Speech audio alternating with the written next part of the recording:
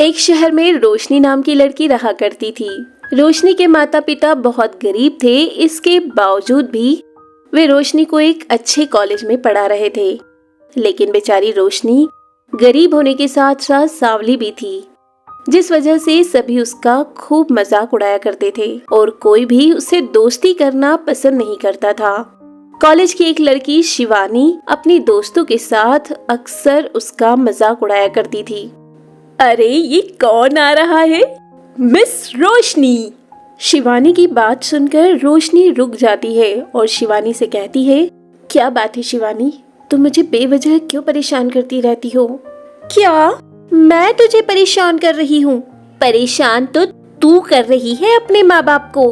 वो बेचारे तेरी शक्ल देखकर दिन भर बस यही सोचते रहते होंगे कि इस काली लड़की से कौन शादी करेगा। वैसे एक बात बता, तेरे घर वालों ने तेरा नाम रखने से पहले एक बार भी नहीं सोचा कि तेरे इस काले मुंह पर रोशनी नाम बिल्कुल उल्टा लगेगा?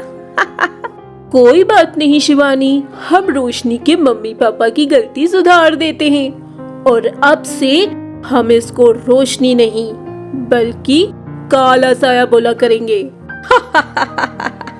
शिवानी की फ्रेंड की बात सुनकर वहाँ खड़े सभी लोग बहुत जोर जोर से हंसने लगते हैं और बेचारी रोशनी चाहकर भी किसी को कोई जवाब नहीं दे पाती है और चुपचाप घर वापस आ जाती है।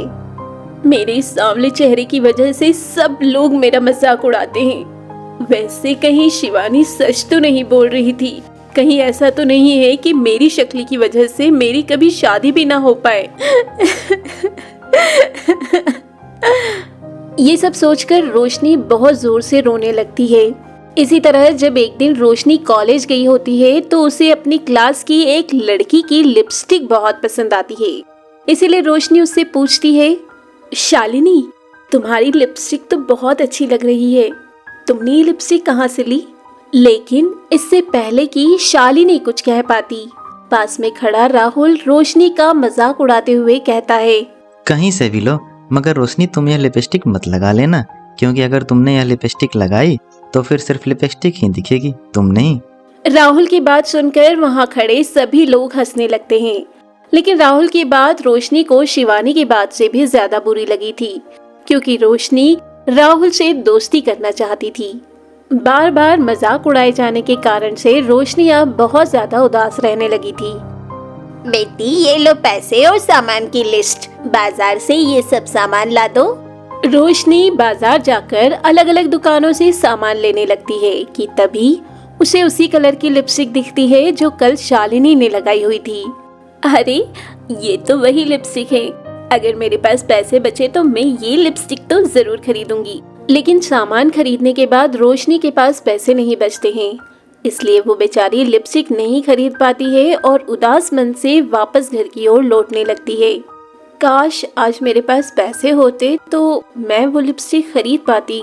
ऐसा सोचते हुए रोशनी जा रही होती है कि तभी एक बूढ़ी अम्मा पर उसकी नजर पड़ती है, जो एक बोरी उठाने की कोशिश कर रही थी लेकिन उनसे उठ नहीं पा रही थी। अरे अरे अम्मा, आप परेशान क्यों हो रही हैं? मैं आपकी मदद कर देती हूँ। रोशनी उस अम्मा की मदद करती है और उस बोरी को उठाकर उनके घर तक पहुँचाती है, जिसके बाद अम्मा रोशनी को दुआ देती है। धन्यवाद बेटी, तेरे घर में खुशियों की बारिश हो। रोशनी अम्मा को छोड़कर घर आने लगती है और मन में सोचती है, काश अम्मा ने लिपस्टिक की बारिश होने का आशीर्वाद दे दिया होता। खैर, रोशनी अपने घर पहुंचकर आंगन में उदास बैठी होती है और दोबारा से लिपस्टिक के बारे में सोचती है। उसके ऐसा सोचते ही रोशनी के घर में लिपस्टिक की बारिश होने लगती है। रोशनी को अपनी आंखों पर यकीन नहीं हो रहा था। वो लिपस्टिक लगाती है और लिपस्टिक लगाकर वो बहुत ही खूबसूरत लग रही थी और कॉलेज में धीरे धीरे सभी उसका मजाक उड़ाना बंद कर देते हैं और अब राहुल भी रोशनी से दोस्ती कर लेता है। रोशनी इन सबका राज जानने के लिए उस बूढ़ी अम्मा के घर जाती है, लेकिन वहाँ न तो अम्मा थी और न ही उनका घर, जिसके बाद रोशनी आसमान में देखकर धन्यवाद देती है।